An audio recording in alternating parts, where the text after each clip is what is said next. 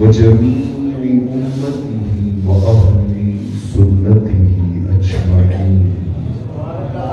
أما بعد فأعوذ بالله من الشيطان الرجيم. بسم الله الرحمن الرحيم. أفلا تعقلون. صدق الله مولانا العظيم. إن الله وملائكته يصلون على النبي يا أيها الذين آمنوا صلوا عليه وسلموا تسليما. الصلاة والسلام عليك يا سيدي يا رسول الله وعلى آلك وصحابك يا حبيب الله.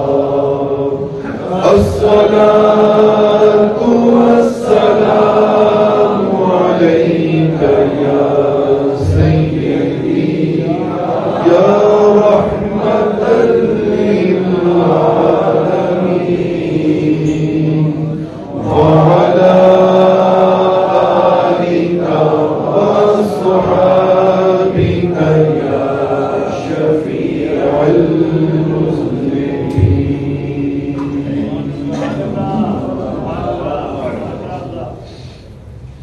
اللہ رب العالمین کا بے حد و نثار شکر ہے جس ذات پاک کی توفیق سے ہم اس کی بارگاہ کرم میں حاضر ہیں. دعا ہے کہ رب کریم ہمیں قلب و ذہن کی وسعتیں اور باہمی محبت نصیب فرمائے.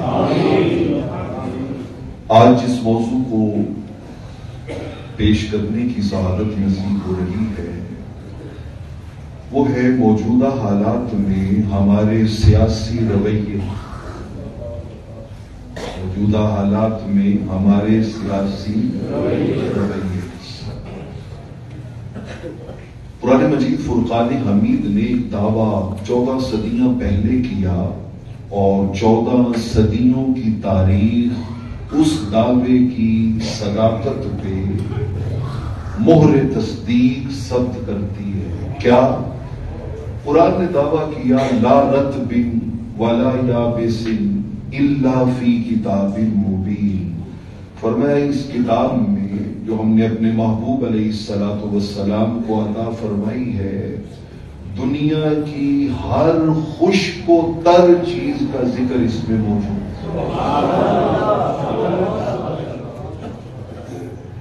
تو یہ ممکن نہیں ہے کہ ہماری زندگی میں کوئی پرابلم آئے اور اس کا حل ہمیں قرآن نہ بتاتا.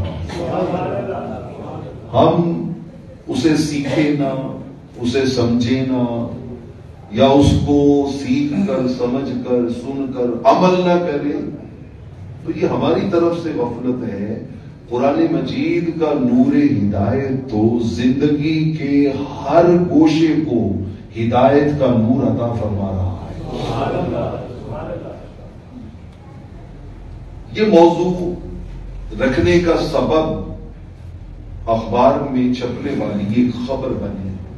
چند دن پہلے میں کالج میں بیٹھا اخبار اسٹڈی کر رہا تھا، اس میں خبر آئی کہ KPK میں ایک گاڑی کے اندر مسافر سفر کر رہے ہیں اور دوران سفر ان کی آپس میں ڈیبیٹ ہو رہی ہے. ایک کہتا ہے میرا لیڈر اچھا ہے، دوسرا کہتا ہے میرا لیڈر اچھا ہے. وہ کہتا ہے میرا لیڈر ٹھیک ہے، دوسرا کہتا ہے میرا ٹھیک ہے.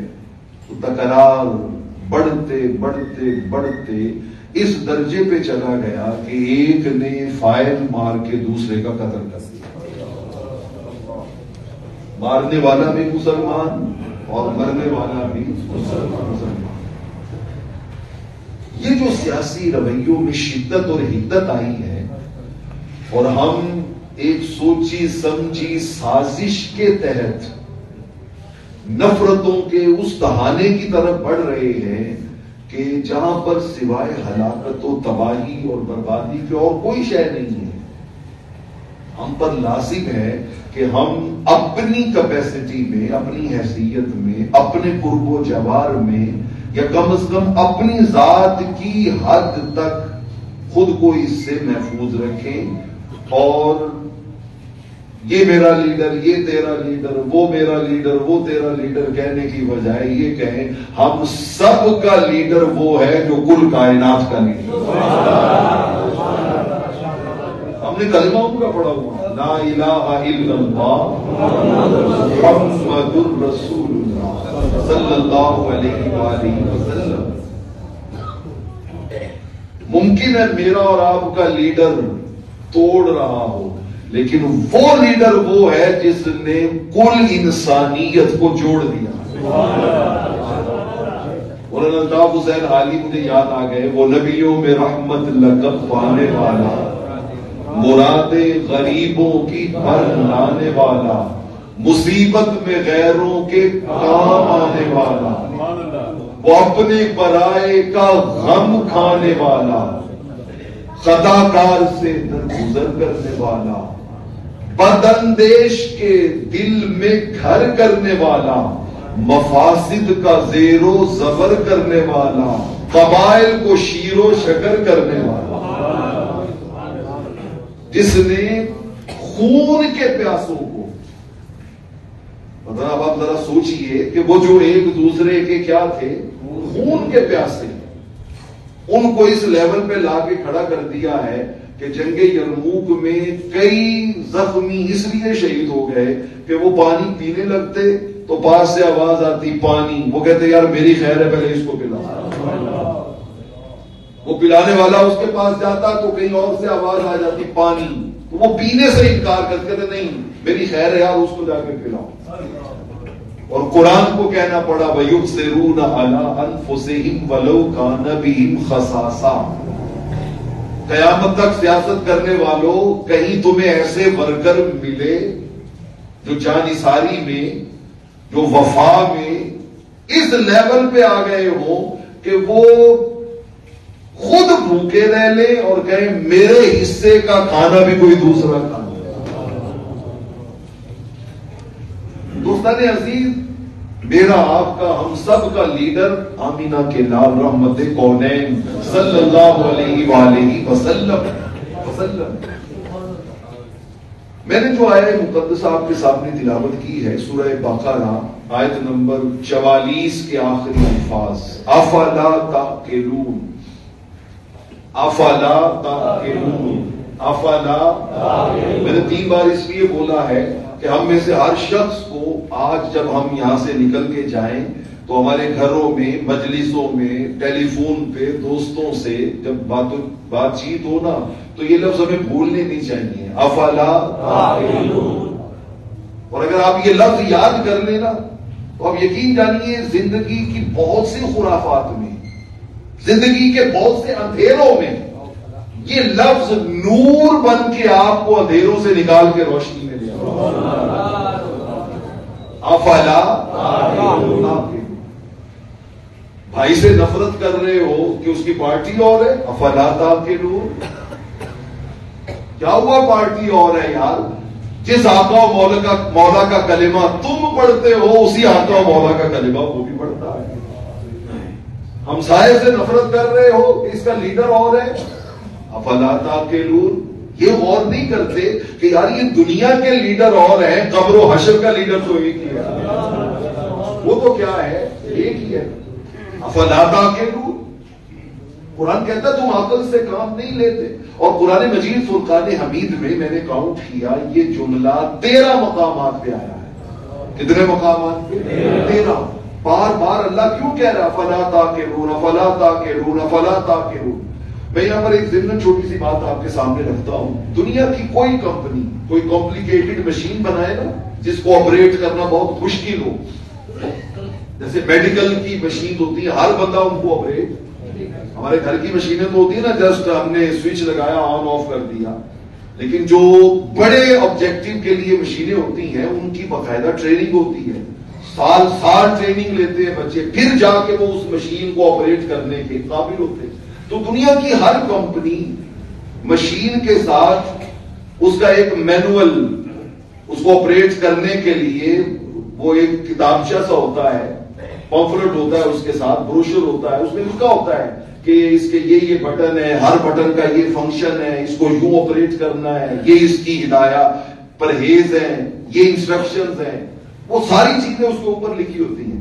اچھا وہ اگر فار ایگزامپل 3 صفحے کا وہ آپ کو ہدایت نامہ ملا ہے اور آپ اس کے مقابلے میں 3000 صفحے پڑھ کے اس کو چلانا چاہیں تو چلا سکتے ہیں، لیکن وہ 3 صفحے آپ سیکھ لیں، پڑھ لیں تو آپ اس مشین کو چلا سکتے ہیں بلا تشبیہ و بلا مثال۔ رب ذوالجلال نے جس انسان کو لقد خلقنا الانسان فی احسن تقویم کا منصب دیا، جس انسان کو مسجود ملائک کا مرتبہ عطا کیا، اور جس انسان کے سر پہ وَلَقَدْ كَرَّمْنَا کی تکریم کا تاج رکھا، اس انسان کو کہا تمہیں زندگی گزارنے کے لیے جو ہدایت نامہ ہم نے دیا ہے نا، جس پہ زندگی گزارو گے تو دنیا بھی جنت آخرت بھی جنت، دنیا بھی سنورے گی اور آخرت بھی سنورے گی۔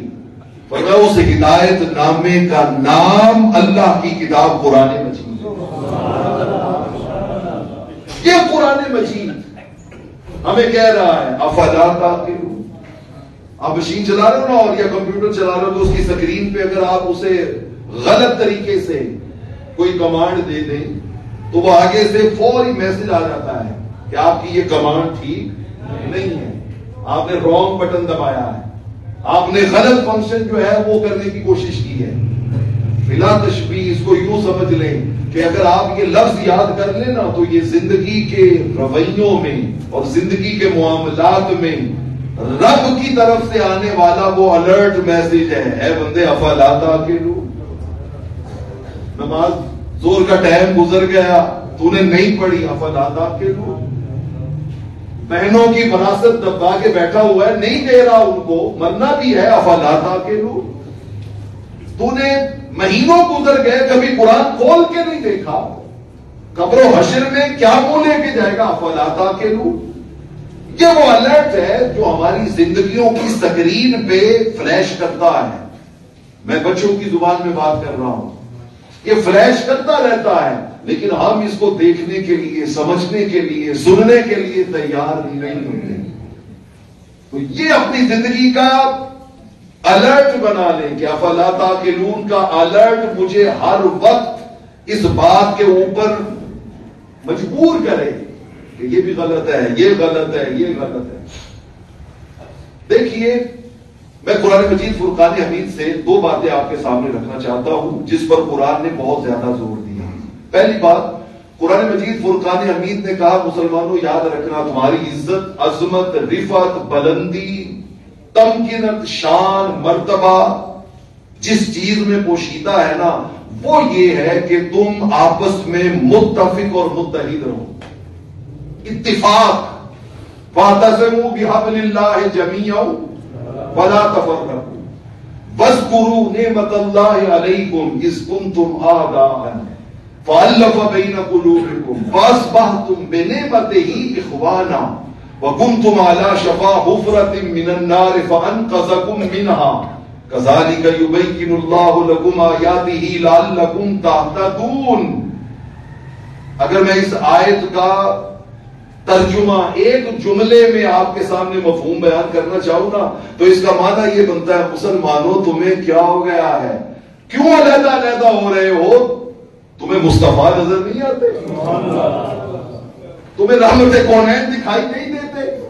تمہیں حضور علیہ الصلوۃ والسلام کی ذات اقدس کا خیال نہیں آتا کہ جن کے بارے میں قرآن کہتا ہے کہ وہ دور جاہلیت کے دشمن جب یہ نعمت عظمیٰ تشریف لائی بس ان کے دامن سے جڑتے گئے، دشمن عداوتیں بھولتے گئے اور محبت میں شیر و شکر ہوتے گئے۔ یہ نظر نہیں آتے تمہیں؟ اتفاق، اتحاد، متفق ہونا، متحد ہونا آپس میں۔ دوسری شے جس کی طرف قرآن نے ہمیں متوجہ کیا وہ ہے، قرآن نے کہا کہ دیکھو ایک تمہارا بھائی وہ ہوتا ہے جو والدین سیم سے تمہارا بھائی پیدا ہوتا ہے، لیکن قرآن نے کہا نہیں، ایک بھائی اور بھی ہے، اور یہ بھائی. اچھا یہ بھی دیکھیے رب کا ایک عجیب انداز، جو گھر میں پیدا ہونا وہ بھائی بنایا خدا نے. وہ بھائی کس نے بنایا؟ خدا نے. اور جو کلمہ پڑھ کے ہمارا بھائی بنا وہ بھائی بنایا مصطفیٰ نے. المسلم اخو المسلم، مسلمان کا کیا ہے؟ بھائی ہے. مسلمان کا بھائی ہے. انما المؤمنون اخوۃ، کلمہ پڑھنے والے صاحبان ایمان آپس میں کیا ہے؟ بھائی ہیں. وہ بھائی آپس میں. دوستان عزیز، ہمیں ہر سیاسی شدت حدت اور سیاسی افراط و تفریط میں پڑھنے سے پہلے یہ سوچنا چاہیے کہ یار میں جس کے خلاف سوچ رہا ہوں، بھڑک رہا ہوں، مکین گنبد خضرا نے تو اسے میرا کیا بنایا ہے؟ بھائی بنایا، مجھے بھائی بنایا. اچھا چلے رحمت کونین کی بات آئی تو ہم مینا کی وادی میں چلتے ہیں. 10 دن حج ہے، حج کا دن، حج کا مہینہ، حج کا شہر. رحمت کونین صلی اللہ علیہ وآلہ وسلم نے 3 چیزوں سے موازنہ کیا ہے. 3 چیزوں سے موازنہ، کمپیریزن. ایک طرف آپ نے فرمایا آج 10 ذی الحج ہے، حج کا دن، بڑی عزت والا، بڑی حرمت والا، اللہ اس کے رسول کی نگاہ میں بڑی شان والا. ذی الحج کا مہینہ دوسری چیز، بڑی عزت والا، وہ بھی اس میں حج کی عبادت ہوتی ہے، حرمت والا مہینہ ہے. تیسرا حضور نے فرمایا شہر حج، مکہ معظمہ. تو ایک طرف مکہ معظمہ، ذوالحج کا مہینہ اور 10 ذی الحج کا دن. آقا نے فرمایا تمہیں خبر ہے ان تینوں چیزوں کی کیا شان ہے؟ صحابہ کرام سمجھتے تھے کہ بڑی حرمت والے، عزت والے، شان والے ہیں. دوسری طرف حضور علیہ الصلوۃ والسلام نے 3 چیزیں رکھی. فرمایا میرے امتی کی جان، اس کا مال، اس کی عزت. فَإِنَّ دِمَاءَكُمْ وَأَعْرَاضَكُمْ وَأَمْوَالَكُمْ حَرَامٌ عَلَيْكُمْ كَحُرْمَتِ يَوْمِكُمْ هَذَا فِي بَلَدِكُمْ هَذَا فِي شَهْرِكُمْ هَذَا. رحمت کونین صلی اللہ علیہ وسلم نے فرمایا لوگوں بھول نہ جانا، جس طرح کعبہ محترم ہے، جس طرح حج کا مہینہ محترم ہے، جس طرح حج کا دن محترم ہے، فرمایا 19-20 کا بھی فرق نہیں ہے، بالکل اسی لیول پر میرے امتی کا جان، مال، خون بھی محترم ہے. جو ان کی حرمت ہے وہی ان کی حرمت ہے. اچھا کوئی شخص جا کے خانہ کعبہ کو پتھر مارے، دیکھنے والے برداشت کر سکیں گے؟ وہ کہیں گے تیرا بیڑا غرق ہو، اللہ کے گھر کی بے حرمتی کر رہا ہے. اور اسی سے حرم میں، اسی خانہ کعبہ کے سامنے کھڑے ہو کے رحمت کونین نے ایک بار یہ بھی کہا تھا، سنن ابن ماجہ کی روایت ہے. آپ نے فرمایا او اللہ کے گھر خانہ کعبہ، تیری بڑی عزت، بڑی شان، بڑا مقام، بڑی اونچی تیری قدر و منزلت، لیکن میں تیرے سامنے کھڑے ہو کے اعلان کر رہا ہوں کہ جتنی شان رب نے تجھے عطا کی ہے نا، میرے عام کلمہ گو امتی کو رب نے تجھ سے بڑی شان عطا کی. اس کی عزت و حرمت تجھ سے بھی کیا ہے؟ زیادہ ہے. تجھ سے بھی کیا ہے؟ دوستان عزیز، سیاسی رویوں میں جان، مال، عزت، اگر ہم بھائی کے منصب میں رحمت کونین کے کہنے پہ بندے ہوئے ہیں تو پھر آقا علیہ الصلوۃ والسلام نے فرمایا بھائی وہ ہوتا ہے جو اپنے لیے پسند کرتا ہے وہی اپنے بھائی کے لیے. مومن ہو ہی نہیں سکتا. لا یؤمن احدکم حتی یحب لاخیہ ما یحب لنفسہ. میں اپنے لیے پسند کروں کہ مجھے کوئی عزت سے بلائے اور دوسرے کو میں عزت سے نہ بلاؤں تو یہ اخوت نہیں ہے. میں اپنے لیے پسند کروں کہ مجھے پروٹوکول ملے اور کسی دوسرے کو میں پروٹوکول دینے کے لیے تیار نہ ہوں، یہ اسلام اور اخوت نہیں ہے. سیاسی رویوں میں اصلاح کے لیے ضروری ہے کہ ہم ایک دوسرے کو عزت دینا سیکھیں. مجھے ابو جہل کا بیٹا اکرمہ یاد آ گیا. ابو جہل کا بیٹا اکرمہ، 1:15 بجے ہم نے گفتگو سٹارٹ کی تھی اور 50 منٹ میں مجھے اس کو سمیٹنا ہے. میں نے آپ سے وعدہ کیا تھا کہ ہم انشاءاللہ العزیز سردیوں کے موسم میں کوشش کریں گے کہ ہم اس کو وقت کے اوپر جو ہے اس کو سارے معاملات کو سمیٹ لیں. تو بڑی توجہ چاہوں گا، آپ کی بھی بہت سی باتیں رہتی ہیں، میں آپ کو ایک منزل کی طرف لے کے جانا چاہتا ہوں. حضور علیہ الصلوۃ والسلام نے فرمایا ہر امت میں ایک فرعون ہوتا ہے، ہر امت میں ایک فرعون ہوتا ہے. حضرت موسیٰ علیہ السلام کے مقابلے میں فرعون تھا، حضرت ابراہیم کے مقابلے میں نمرود تھا. فرمایا ہر امت میں ایک فرعون کا مطلب وہ اس دین کا سب سے بڑا دشمن. آقا علیہ الصلوۃ والسلام نے فرمایا میری امت میں میرے مقابلے میں اللہ نے جس فرعون کو بنایا ہے اس کا نام ابو جہل ہے. ابو جہل امت محمدی صلی اللہ علیہ وسلم کا فرعون، سب سے بڑا دشمن ہے اسلام، سب سے بڑا اسلام کا اور حضور کے پیغام کا دشمن. اس کا بیٹا اکرمہ ساری زندگی اسلام مخالفت میں گزر گئی. جب مکہ فتح ہوا نا تو چند بندے ایسے تھے جن کو پتا چل گیا کہ اب ہمارا بچنا ممکن نہیں ہے. ہم نے وہ جرم کیے ہیں، میں آپ کو مطلب سیاسی تحمل و برداشت کی ایک اعلیٰ مثال سنا لوں. وہ ہم نے ظلم اور جرم کیے ہیں کہ ہمارے لیے کوئی معافی نہیں ہو سکتی.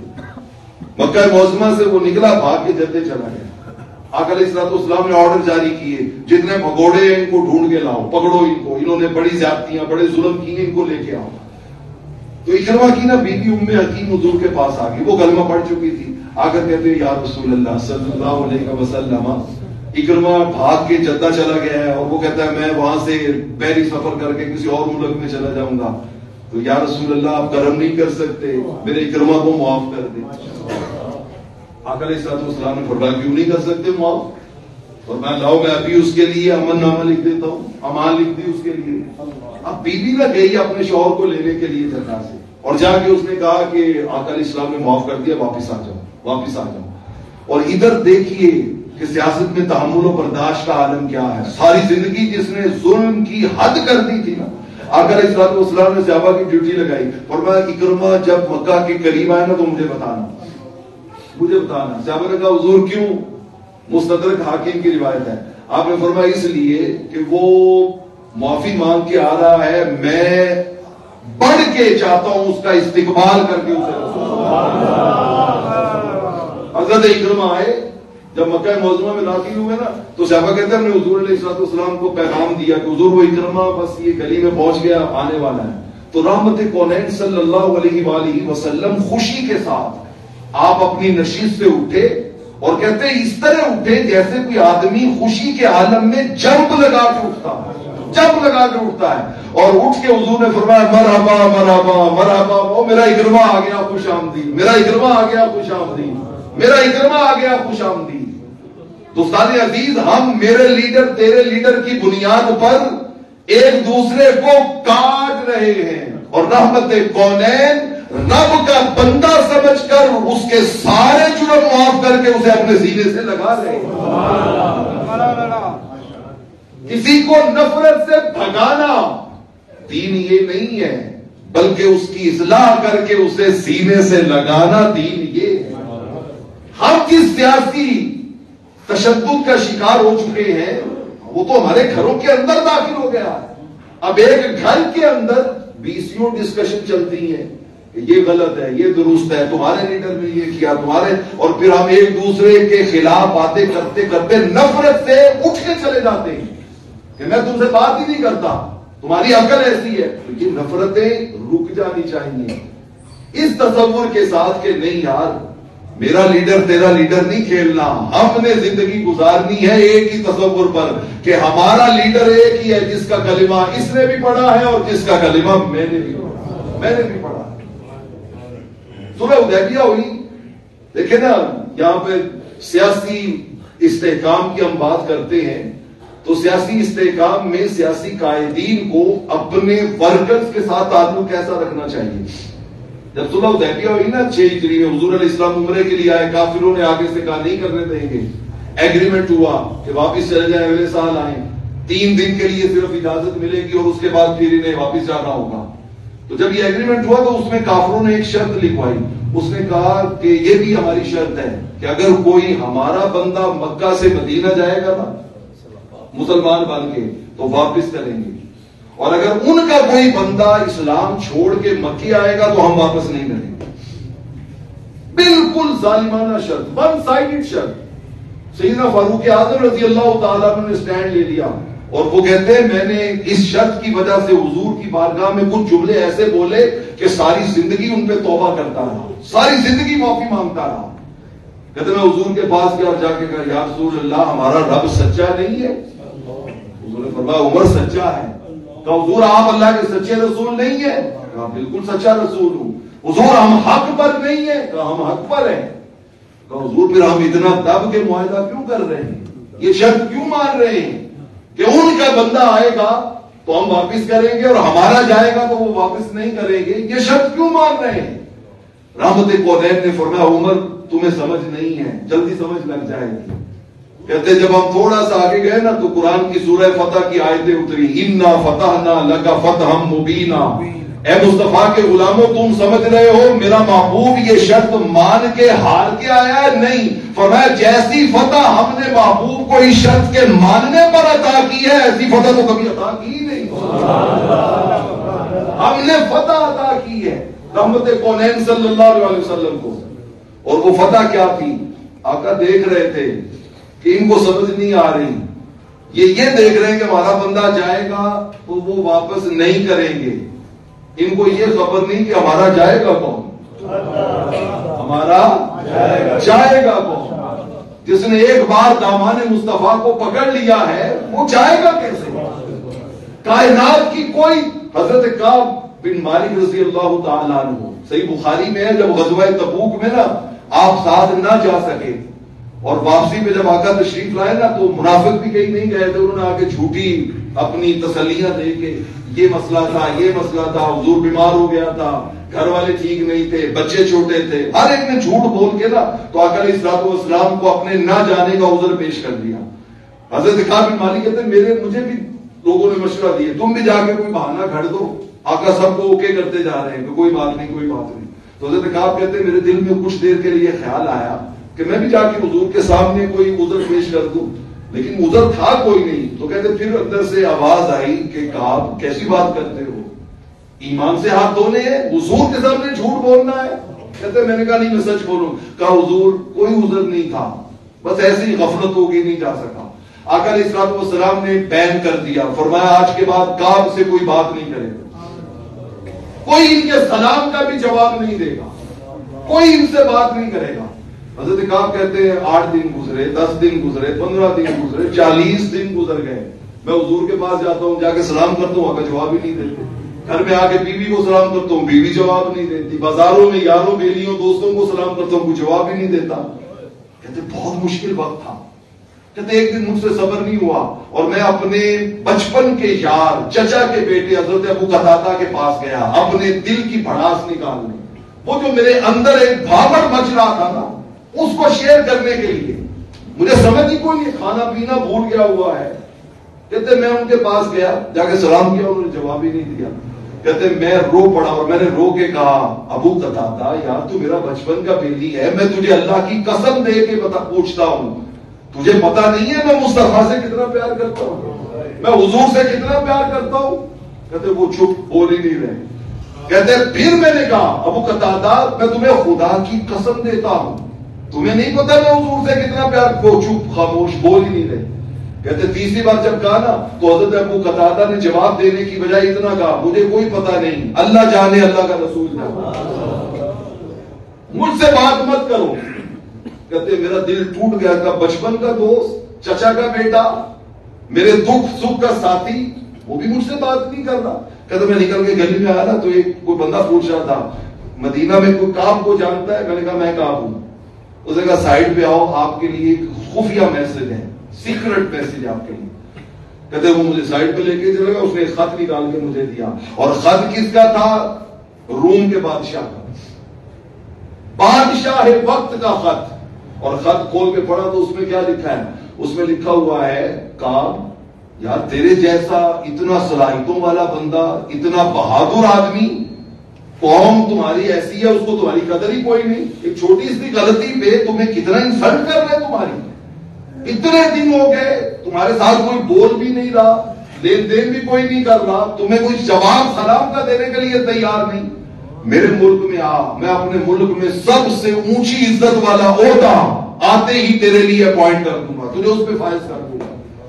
حضرت صاحب نے کعب رضی اللہ تعالیٰ نے خط پڑھا نا, وہ خط پڑھنے کے بعد آسمان کی طرف تک کے کہتے ہیں مولا اب تو کعب کے ایمان کی بولیاں لگنی شروع ہو گئی, اب تو کعب کے ایمان کے سودے ہونے شروع ہو گئے ہیں. آقا یار باری تعالیٰ میں ایمان, اس نے کہا جا کے اپنے بادشاہ کو بتا دینا یہ تو 40 دن کی کہانی ہے, ساری زندگی بھی بیت جائے کعب دامان مصطفیٰ نہیں چھوڑ سکتا. وہ اس دامن, یہ ہے سیاسی برکت, یہ ہے وفاؤں کی کہانی, لیکن کس کے ساتھ؟ جس کے لیے رب نے کہا لقد کان لکم فی رسول اللہ اسوۃ حسنہ, جس کے لیے رب نے کہا ان کنتم تحبون اللہ فاتبعونی یحببکم اللہ. تو دوستان عزیز, ہمارے سیاسی حدت و شدت میں میں آخری 2 حدیثیں آپ کے سامنے رکھنا چاہتا ہوں, اور یہ بڑی خاص غور طلب ہے, اور میرا یقین ہے کہ آپ افلا تعقلون نہیں بھولے ہوں گے. ان 2 حدیثوں کو افلا تعقلون سے جوڑنا ہے, اس سے جوڑنا ہے. سنن ابی داؤد کی روایت ہے, آقا علیہ الصلوۃ والسلام نے فرمایا ایک زمانہ آئے گا کہ ایسے فتنے پیدا ہوں گے جو گونگے ہوں گے, بہرے ہوں گے, اندھے ہوں گے. ایسے فتنے پیدا ہوں گے بکما سما امیا, کہ وہ بہرے گونگے اندھے ہونے کا مطلب کیا ہے کہ ایک سچویشن پیدا ہوتی ہے, دیکھنے والا اس کا انالیسس کر لیتا ہے, وہ دیکھ لیتا ہے کہ اس میں حق کیا ہے اور باطل کیا ہے, اس میں سچ کیا ہے اور جھوٹ کیا ہے, اس میں خیر کیا ہے اور شر کیا ہے. آقا نے فرمایا وہ سچویشن اس طرح کی ہوگی, اس طرح کی سچویشن ہوگی کہ جو اندھی بہری گونگی ہوگی, آپ کو پتہ ہی نہیں لگے گا کہ حق پر ہے کون, حق پر ہے کون, تمہیں سمجھ ہی نہیں لگے گی. ایک طرف دیکھو گے تو کہو گے یہ حق پر ہے, دوسری طرف دیکھو گے لگے گا یہ حق پر ہے. فرمایا جب ایسے فتنے پیدا ہو جائے نا, تو آقا علیہ الصلوۃ والسلام نے فرمایا ان فتنوں میں مبتلا ہونے کی بجائے اپنا دامن ان سے بچا کے رکھنا. میرا لیڈر اس فتنے نے ہمیں بہت ہی بھیانک جگہ پہ لا کے کھڑا کر دیا. فرمایا اپنا دامن بچا کے رکھنا, کہیں اس فتنے میں انوالو نہ ہو جانا. اور آقا علیہ السلام نے اپنی جملے بات کی, فرمایا پہلے زمانوں میں جنگوں کے اندر جو کام تلواریں کرتی تھی, اس طرح کی سچویشن میں وہی کام انسان کی زبانیں کریں. آج محبتیں نفرتوں میں بدل رہی ہیں زبانوں کی وجہ سے, آج قربتیں دوریوں میں بدل رہی ہیں زبانوں کی وجہ سے. آج ایک ہی سفر میں تھوڑی دیر کے لیے جمع ہونے والے ایک دوسرے کا قتل کر رہے ہیں زبانوں کی وجہ سے. فرمایا ان فتنوں میں مبتلا ہونے کی بجائے خود کو ان فتنوں سے بچا کے رکھنا. اور اسی کے ساتھ میں صحیح مسلم کی حدیث جوڑ دیتا ہوں. میرے کریم آقا علیہ الصلوۃ والسلام نے ارشاد فرمایا, دیکھو یاد رکھنا, اور یہ بڑی خاص حدیث پاک ہے, آپ کو ذخیرہ حدیث میں نا بہت سی حدیثیں ملیں گی, جس میں آخر ہم نے جمعہ پہ وہ موضوع بھی رکھا تھا لیسا منا. آقا علیہ الصلوۃ والسلام فرماتے تھے جو یہ گناہ کرے گا وہ ہم میں سے نہیں. مثلا فرمایا جو ملاوٹ کرے گا وہ ہم میں سے. آقا علیہ السلام نے فرمایا جو بڑوں کی تعظیم اور چھوٹوں پہ شفقت نہیں کرے گا وہ ہم میں سے. بہت سی حدیث ہے. حضور نے فرمایا جو میری سنت سے منہ پھیر لے گا وہ ہم میں سے. اچھا یہ تو لفظ ہے نا ہم میں سے نہیں, ہم میں سے نہیں, اس میں ایک تعلق رکھتا ہے کہ یہ میرا غلام نہیں ہے. ایک تعلق کرتا ہے کہ ایسا کرنے والا میرا غلام نہیں. لیکن آپ کو راز کی بات بتاؤں, دوسرا تعلق قائم رہتا ہے کہ یہ تو میرا غلام نہیں ہے لیکن میں اس کا آقا ہوں, میں اس کا آقا ہوں. ملاوٹ کرنے والا غلام نہیں ہے میرا لیکن میں اس کا آقا ہوں. یہ گناہ کرنے والا یہ گناہوں کے سبب میرا غلام نہیں رہا, اس نے میری غلامی کا حق ادا نہیں کیا, لیکن میں اس کا آقا. یہ بات آپ کی سمجھ میں آ گئی. لیکن جو میں حدیث آپ کو سنانے لگا ہوں نا, اس میں آقا علیہ الصلوۃ والسلام نے پتہ ہے کیا جملہ ارشاد فرمایا؟ آپ نے فرمایا لیس منی لست منہ، نہ یہ میرا نہ میں اس کا. دونوں سائڈوں کا تعلق کاٹ دیا. فرمایا نہ یہ میرا نہ میں اس کا، نہ یہ میرا غلام نہ میں اس کا آقا، نہ یہ میرا امتی نہ میں اس کا رسول. صحیح مسلم کی حدیث ہے لیس منی لست منہ، یہ میرا کچھ نہیں لگتا، میں اس کا کچھ نہیں لگتا. اتنی سخت بات کس جرم پہ فرمائی؟ کریم آقا علیہ الصلوۃ والسلام نے فرمایا یہ اس کے لیے وعید ہے جو اندھے تعصب میں مبتلا ہو جائے گا. کس میں مبتلا ہو جائے گا؟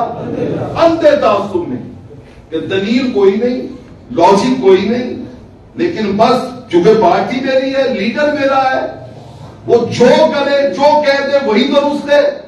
فرمایا یہ جو اندھا تعصب ہے نا، اس تعصب میں مبتلا ہونے والا سن لے اس کا میرے ساتھ غلامی کا تعلق کوئی نہیں، اور میرا اس کے ساتھ آقا ہونے کا تعلق اور واسطہ کوئی نہیں.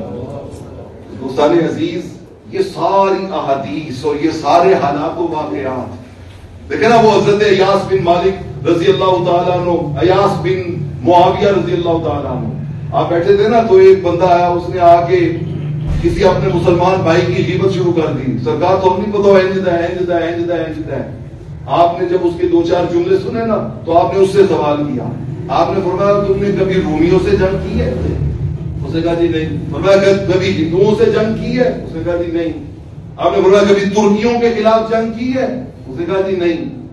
آپ نے فرمایا افسوس ہے، رومی بھی تیری زبان کی تلوار سے بچے ہوئے ہیں، وہ ترکی بھی تیری زبان کی تلوار سے بچے ہوئے ہیں، ہندو بھی تیری زبان کی تلوار سے بچے ہوئے ہیں. تیری زبان کی تلوار اگر کاٹ رہی ہے تو اپنے مسلمان بھائی کو کاٹ رہی ہے، اسی کو تم میرے سامنے اس کی غیبتیں بیان کر رہے ہو. دوستان عزیز، یہ ساری باتیں ہمیں قرآن کے اس پیغام کے ساتھ جوڑ رہی ہیں. افلا تعقلون، افلا تعقلون. جب اس طرح کی بحث و تکرار دیکھیں تو اس وقت ایک ہی بات کرے کہ یار نہیں، ہمارا لیڈر اور اس کی بنیاد پر ہم اس سطح پر نہیں جائیں گے. میرے اور تمہارے لیڈر ایک ہی ہیں، اور ان کا نام نامی اس میں گرامی محمد مصطفیٰ ہے صلی اللہ علیہ وسلم. سارے اونچوں میں اونچا سمجھیے جسے، ہے اس اونچے سے اونچا ہمارا نبی، اور سارے اچھوں میں اچھا سمجھیے جسے، ہے اس اچھے سے اچھا ہمارا نبی. اللہ رب العالمین ہمیں سیاسی شدت و حدت میں تحمل و برداشت کے رویے نصیب فرمائے.